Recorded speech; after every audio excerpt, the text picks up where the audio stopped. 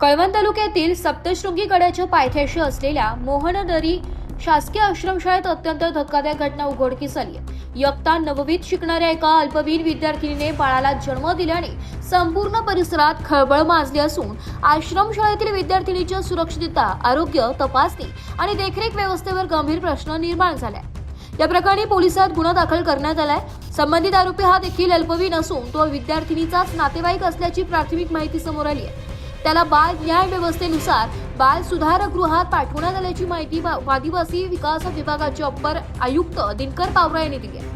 शासकीय आश्रमशाळांमध्ये विद्यार्थिनींची नियमित आरोग्य तपासणी आणि मासिक पाळीबाबत वैद्यकीय नोंदणी घेतल्या जात असल्याचा दावा केला जातो. मात्र विद्यार्थिनी गर्भवती असल्याची बाब प्रसूती होईपर्यंत संबंधित यंत्रणेला लक्षात आली नाही. यामुळे शाळा प्रशासन, वसतिगृह व्यवस्थापन आणि आरोग्य यंत्रणेच्या कार्यपद्धतीबाबत अनेक प्रश्न उपस्थित होत आहेत. या घटनेची सखोल चौकशी करण्याचे आदेश देण्यात आले असून चौकशीत दोषी आढळणाऱ्या अधिकारी व कर्मचाऱ्यांवर कठोर कारवाई केली जाईल असे अप्पर आयुक्त दिनकर पावरा यांनी स्पष्ट केले आहे. दरम्यान या गंभीर प्रकरणाची निपक्ष चौकशी करून जबाबदारांवर कठोर कारवाई करण्याची मागणी विविध स्तरातून होत आहे. तर कळवण प्रकल्पातील मोहनदरी आश्रमशाळेत एका अल्पवयीन मुलीला गर्भधारणा झाली अशी घटना समोर आलेली आहे. त्याबाबत आपल्या कार्यालयाकडे काय माहिती मिळाली आणि त्याबाबत काय चौकशी सुरू आहे, काय सांगा? शासकीय माध्यमिक व उच्च माध्यमिक आश्रमशाळा मोहनदारी, तालुका कळवण, जिल्हा नाशिक येथील शासकीय आश्रमशाळेतील विद्यार्थिनीचं 19 जून 2024 रोजी तिचं बाळंतपण झालं असल्याची माहिती निदर्शनास आली आणि त्या अनुषंगाने प्रकल्पाधिकारी यांनी आम्हाला 1 जुलै 2024 रोजी आम्हाला कळविलेले आहे झालेल्या घटनेबद्दल.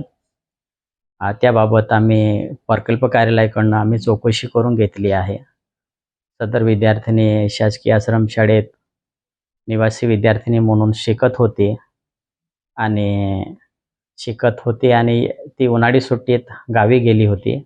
गावी गेल्यानंतर सदर विद्यार्थिनी शाळेत तिने यावर्षी प्रवेश घेतलेला नाही, परंतु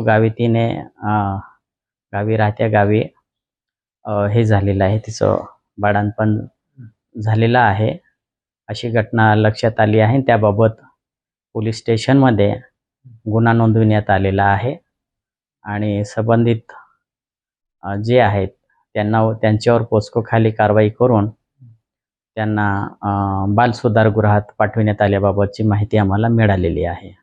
परंतु सर, आपण जर बघितलं तर पीओ कार्यालयाकडून असेल, आपल्या कार्यालयाकडून असेल, आरोग्य यंत्रणा सज्ज केलेल्या आहेत. या चाचणीमध्ये ते निदर्शन.